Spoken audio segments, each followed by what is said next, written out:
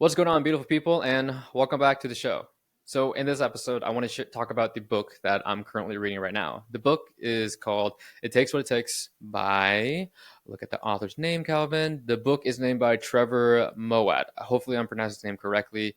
And so, this is the book I'm reading right now. Not so much physically reading, since I'm a pretty slow reader and it does consume a lot of time, and it's just not a great way for me. So I'm more of a audio book type of guy. I like listening while I'm doing certain things, just from listening while I'm in the car, while I'm going out for a walk, or even when I'm just like cleaning my apartment and stuff like that. Just normal human things. But I like to listen to audiobooks, and so this is the current book I'm listening right now, because the title itself really captured me. Of It Takes What It Takes. It's kind of a mantra, kind of something I'm kind of diving into for this season of life I'm in. And when as I open the book, I just started. I'm only on like probably the first couple chapters, but what this book really it's like the main idea, topic, the overarching thing that it's really talking about is adopting a neutral mindset, which is really cool to see and like read from this book, because this is something I have already been intentionally doing for myself and sharing these practices and some of the principles with my clients already. But it is really nice to hear from another person's perspective, somebody who has way more years and experience when it comes to the mental performance game, from both like actual athletic um, avenue route, as well as like people in business and who are just like people, individuals and humans who are just successful across all domains. So it's cool listening and learning a couple things and looking at things I have learned from other people, more on like the science-based approach people, the evidence-based community of like different scientists, like mindset, behavior, psychology scientists, and just some that from my own personal experience. And so this is mainly the topic that we're going to be talking about today, is how to adopt more of a neutral mindset. What does that mean? And so the big three things I want you to be able to take away from this discussion, this not really discussion, it's more like a asynchronous type of learning, because you're just listening to me. I'm not really actually having a conversation with you. But the main big things, wow, I cannot talk today, that I hope that you can take away from this and lands well and serves you well, is how to stop being mentally dramatic, how to avoid mentally abusing yourself for your imperfections, and how to divorce yourself from the outcomes and place more of a value oriented approach to the efforts that you put forth, the showing up, the consistency, and everything in between. So hopefully those are the main three things that can expect to take away from this. And so with that, we're gonna dive right into it. First thing is feeling hopeless. Many of us can feel hopeless, whatever area in your life that you are trying to improve on, whether it's in your health and fitness, your finances, of learning how to budget your money better, being able to make more money, being able to learn more things, learn more skills, more knowledge, going back to school, achieving more stuff, success in whatever domain in life you are in. It's easy to weigh our achievements and weigh most things as all or nothing, having that all or nothing mentality, because it's very easy for many of us to feel hopeless. Anytime we're trying to do something, trying to succeed, it's easy for us to experience hopelessness along the way, especially when we hit a block, hit a speed bump, when things aren't going the way we want it to. It's easy to become what I call being mentally dramatic. You start overreacting emotionally, you start thinking the worst case scenario, you start just really having negative self-talk with yourself, and you're looking at the world through a very small aperture of very all or nothing, black and white thinking, of either you are doing well or you are not doing well, and you're allowing the little anxiety monster to take control. So if you've seen the Inside Out 2 movie, the little anxiety monster, you give them the steering wheel to everything, and all other rational emotions take the back seat. But any of the emotions that run within that domain of anxiety, of feeling hopeless, being not being able to handle your stress well, just all that, just more of those not favorable emotions, you let them all run to the front and take complete charge of everything. And so, whenever I am assessing this with any of the clients I work with, or even with myself, is trying to look at everything through neutral lens, especially when it comes to if you're being very objective at looking at your progress, right? I'm going to use just looking at the weight on the scale, for example. Many people, when they use the weight on the scale and they place so much of their internal and external value on the number on the scale, if it's going up, then they are failing, especially if they're trying to lose weight. If the scale goes down, then it means that they are doing well. But it's looking at it black and white. There's no gray in that. So say, what if you are gaining muscle tissue because you are doing all the right things?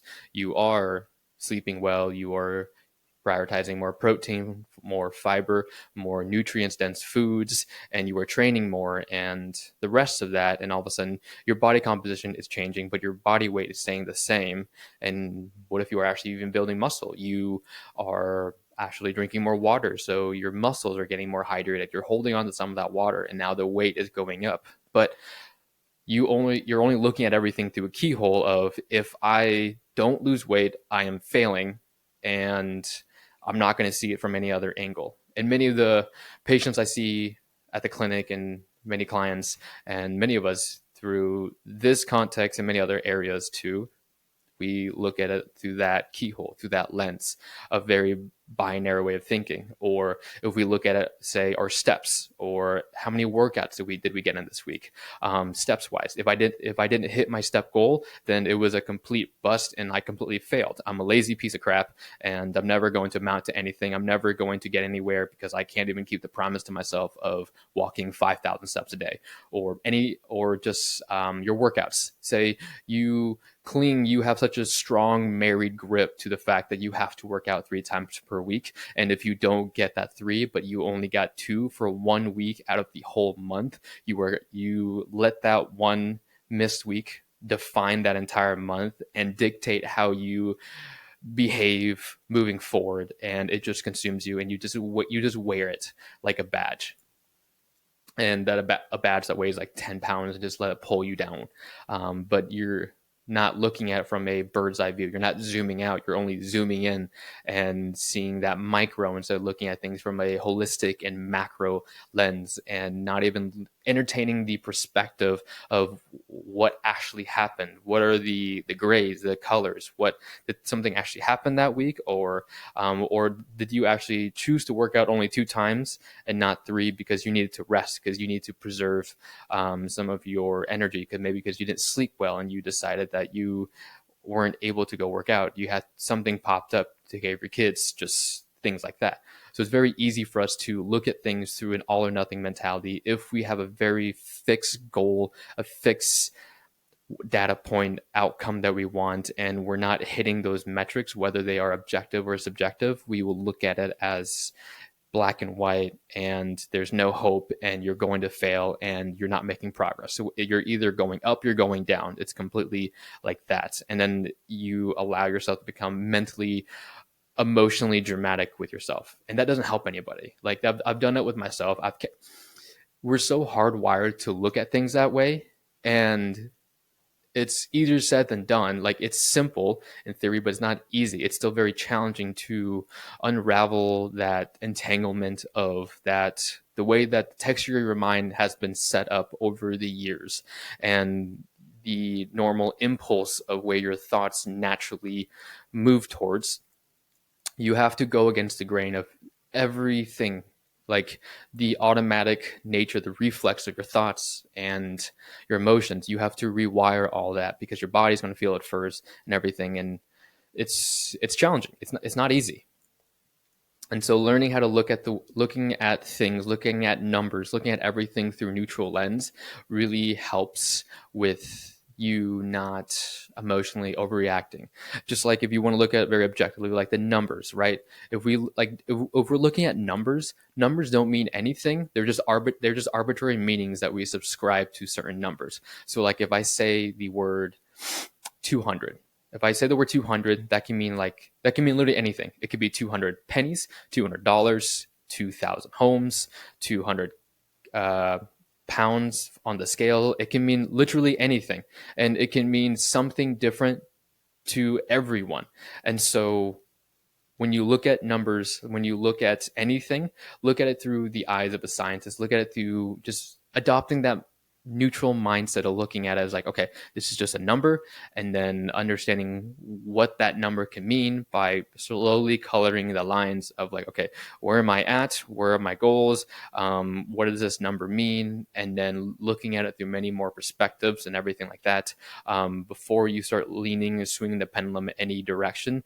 Look at it very neutrally before you start subscribing blame to yourself and being extremely harsh to yourself, which this leads to the next thing, your self-talk. The words that you say to yourself matters a whole lot. The story that you are telling yourself, the narrative that is driving everything. So our internal self-talk, and that's not just woo-woo stuff of speak affirmations to the air and all that. Like, there is value and weight to affirmations and all of that stuff, but the words that we say to ourselves matters, especially if you are just very harsh to yourself. Like, if you are trying to do something and you're hitting that mental block, but you're using negative self-talk to push you through because it worked in the past, doesn't mean that it's going to work forever, nor is it going to make the process fun or enjoyable, or really something that you can endure for the long term. And things that I've found for myself and with most people that I work with is trying to write that story that they are telling themselves. Whoever that narrative, the person who is narrating the construct, the texture of their mind, and just using different words that just things that don't put you down, things that don't just inflict tiny micro jabs or even big jabs. So the words that we say to ourselves really matters and everything, because then it really influences what you think next, of how you see the world, the lens that you see the world through, and it really fuels what your next decisions are going to be and a lot of those type of things.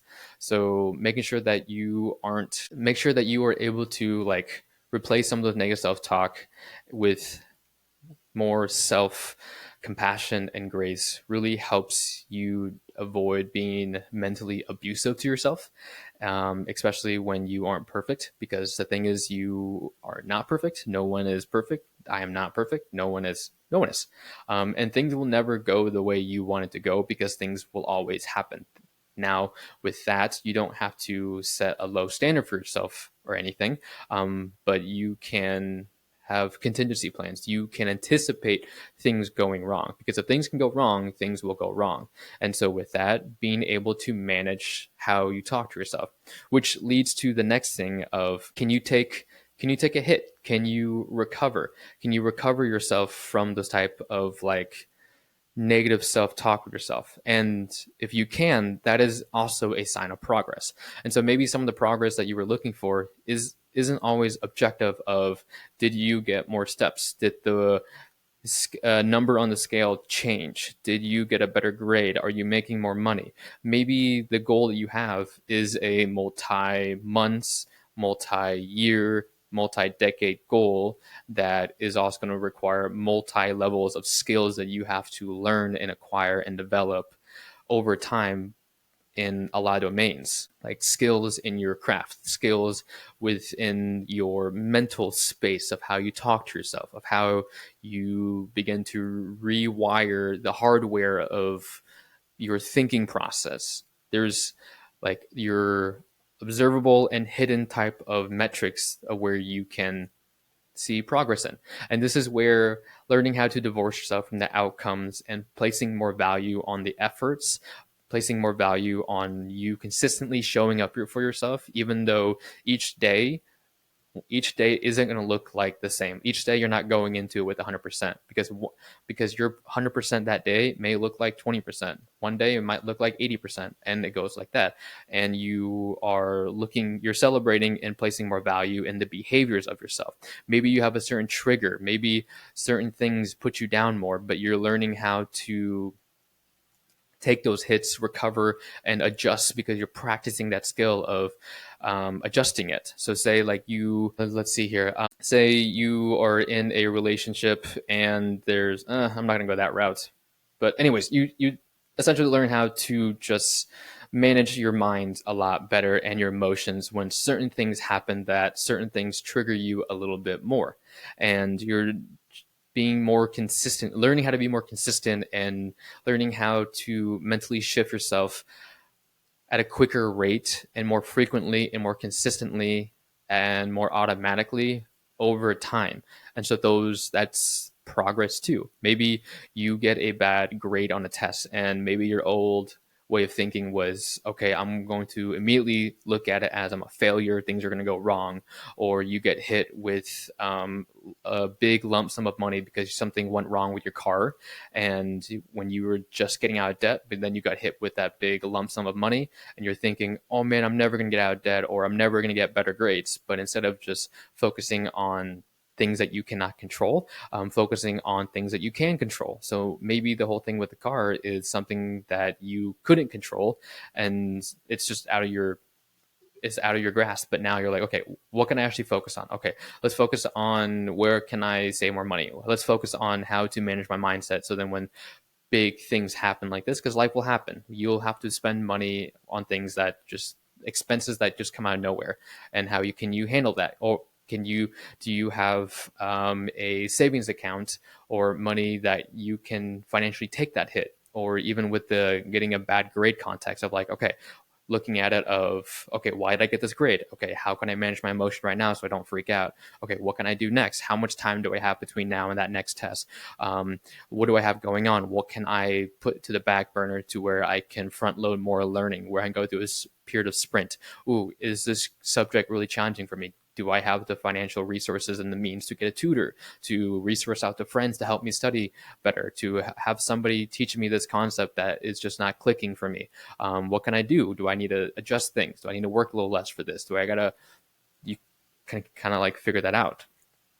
And just knowing that you are celebrating the inputs, because of course you want certain outcomes, for whatever area of life that you were trying to improve. There's a certain outcome, a thing that you want to achieve, to become, to earn more. There's something there, but with those outcomes, you can't control that. But what you can control are the things in between that you are objectively doing, but also the internal management of your mind. So adopting more of that neutral mindset will help you navigate through all of that. Because if you were a robot and you just did the thing and subtracted your feelings and emotions, then you can pretty much accomplish anything across a long enough time horizon.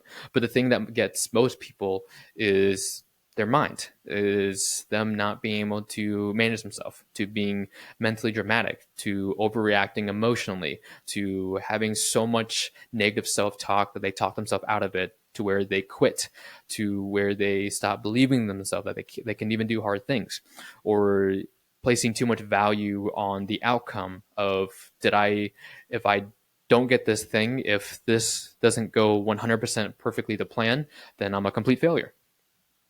And that is the really big thing with this book, and how I am personally myself in the process of learning how to rewire, learning how to manage, learning how not to be mentally dramatic, and all those three things that I really want you to take away from this is learning how to adopt a neutral mindset. And with that doesn't mean that you have to not be optimistic about your potential or like set the bar low or anything like that. It just means when something goes wrong, when you take a hit, how quickly can you recover and continue striving forward? How can you continue to be brave and courageous and continue to take action, even though the gratification, the sense of success isn't there, that you can't see or feel or touch just yet, but you know that maybe in those hidden metrics of your mind, that is where you are doing it. And you can also learn how to endure the process of anything,